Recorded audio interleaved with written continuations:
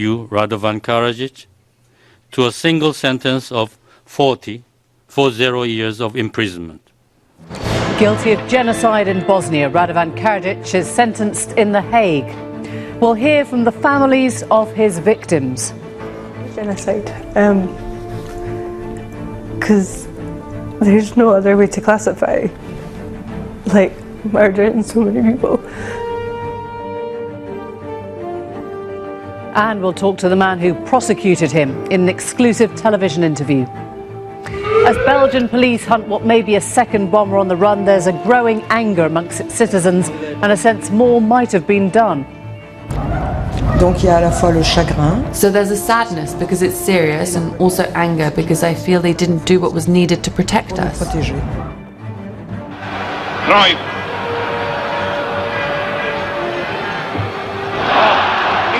And we remember the Dutch master of football, Johan Cruyff.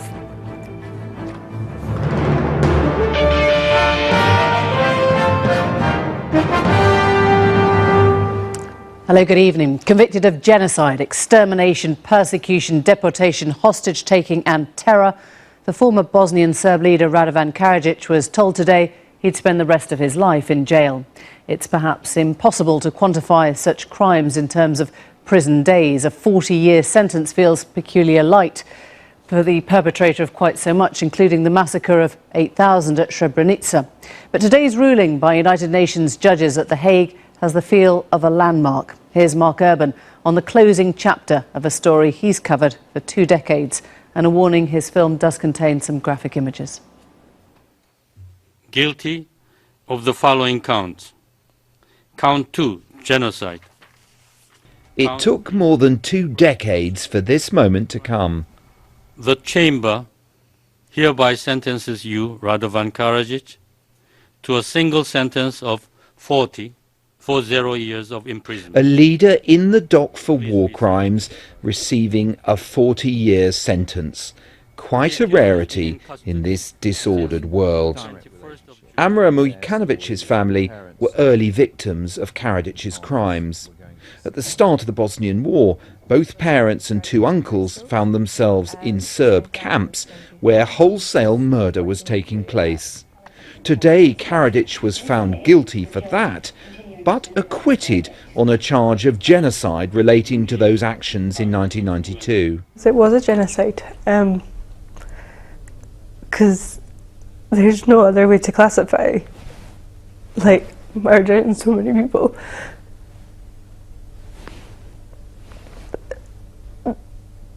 Murder of just maybe a couple of dozen people is different, but when you murder hundreds upon thousands of people, that is something completely different. And does it serve notice, in your view, to other people who might be tempted to conduct crimes against humanity in the same way, that they won't get away with it?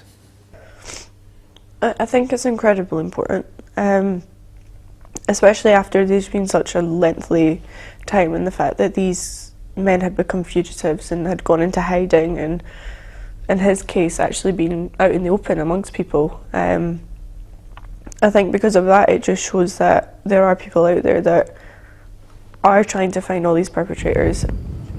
Karadzic was a poet, lecturer and psychiatrist who became the leader of Bosnia's Serbs. From the outset, his community rejected the country's breakaway from Yugoslavia and tried to create their own reality, carving out Serbian enclaves, driving away other ethnicities and besieging the Bosnian government in Sarajevo. I'd persuaded him to allow me to go behind the Serb lines from Pali right the way through to their capital in Banja Luka, and then of course I saw the horrors and I saw the reality. The truth is that I had always imagined that great evil, and I think he was a man who had great evil from a distorted character inside him. The great evil is visible on a man's face, but of course it isn't. After the war, Karadzic evaded arrest. Calling himself Dragan Dabic, he earned a living as a healer before finally being arrested in 2008. Karadzic was charged with 2 counts of genocide, 5 of crimes against humanity, and 4 of violating the customs and laws of war. Today he was found guilty on 10 of those 11 counts. Two snipers are down there. And it was the murder of more than 7,000 Bosnians following the fall of Srebrenica in 1995 that sealed a conviction for genocide. It was an enormous catalogue of crimes, and it's taken the court 6 years almost to process. In the case of Karadic's backer, Slobodan Milosevic, he died before a verdict could be reached. Geoffrey prosecuted that case. It's an example of, frankly, a process that's still, in reality, experimental, and we should learn lessons from it. This trial is simply too long. It is not helpful at all for victims to have to wait so long to bring whatever conclusion trial verdicts bring to their suffering. And it frankly doesn't dignify really legal systems to say that it's this necessary to wait this long for a verdict. So does the Karadzic verdict set the tone for future prosecutions of leaders? Certainly it sends a message. After Karadzic was charged and a new war had broken out in Kosovo, even then Serbia's military and political leaders were afraid of going to The Hague. I went to see the artillery commanders the day after, and the day after that I went to see Milosevic. And both of them, at that stage, feared the exactions of the Hague Tribunal more than they feared NATO bombing. And it had a very profound effect on them. Indeed, I remember returning and saying to Prime Minister Blair that in my view, if he wanted to stop the Kosovo war, bombing would be less effective than immediately indicting him for the crimes that I saw committed that day. The Hague process has sent a powerful signal to dictators and warlords the world over. But does fear of trial also mean that a Gaddafi or an Assad will cling to power, refusing exile and prolonging war? Geoffrey believes the case of the Sudanese leader Omar al-Bashir is instructive. Probably the only reason he stood again for re-election was because that guarantees him, more or less guarantees, that he won't be surrendered to The Hague for trial at the International Criminal Court. And so this is not a wartime hanging on, this is a peacetime hanging on. But if it happens in a country like Sudan, where some would say there's the need for things to change, the presence of the court may have had a negative effect. Will today's verdict be followed by similar ones in many other cases? Well, right now, great powers, the US, Russia, China, and so on, retain a considerable influence over which cases are actually referred to the International Court and can, in some measure, protect themselves and their allies. That's led to a lot of unhappiness among smaller countries, particularly in Africa, who've threatened to withdraw their cooperation. So only an optimist would say that today's verdict sets the template for the future. The Bosnian War claimed 100,000 lives. Today has been a key moment in the reckoning of guilt for that tragedy, even if Karadzic, who says he'll appeal, and many of his community are not yet ready to face up to that. Mark Urban, well, this was indeed a key moment, but after 6 years of trial, 18 months of deliberation, many of the survivors, even those who gave witness, did not live to see the day. This evening, I asked the chief prosecutor in the case, Serge Brammertz, if it had all taken too long. It is true, the victims were waiting long, perhaps too long, for this trial to take place. But I would not say it's too late. It's still a justice which has been done and seen to be done. And I'm absolutely convinced that many survivors consider this a very important day for themselves, allowing them to perhaps move forward and to give this very difficult reconciliation a better chance of being successful. Karadzic insisted on representing himself. That must have been incredibly traumatic for the witnesses.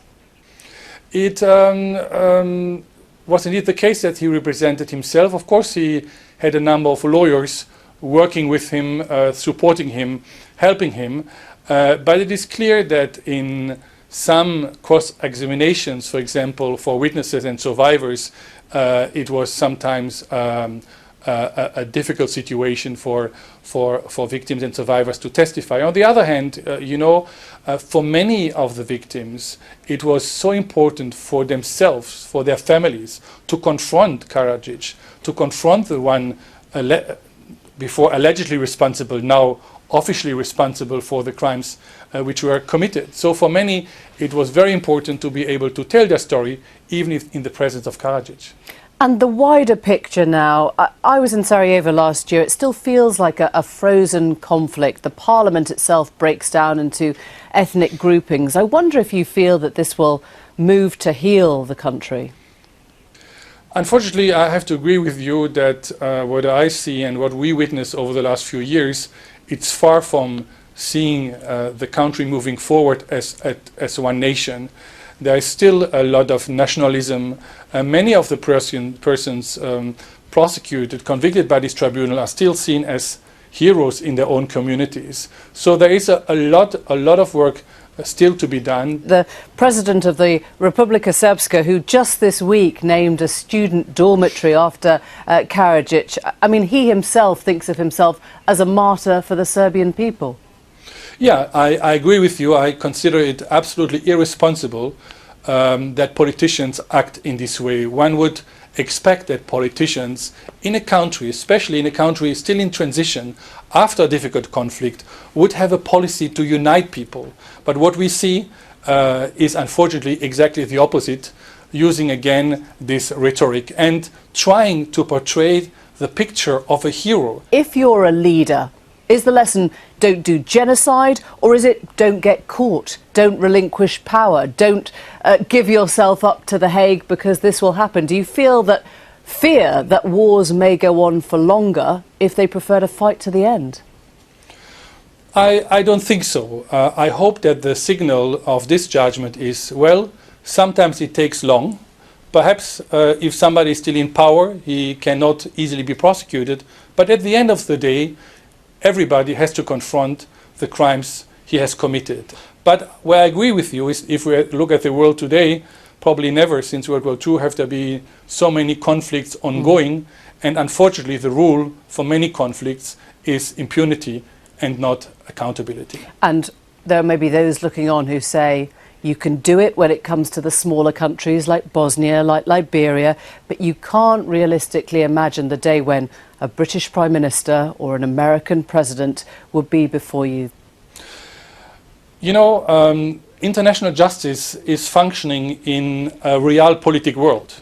But, you know, if there would not have been the ICTY, I don't think that anybody from the conflict in the former Yugoslavia would have been prosecuted. So I think international justice is still relatively young, 25 years old, that it's far from being perfect, but that there are a number of encouraging signs, and I think this decision today is one of them.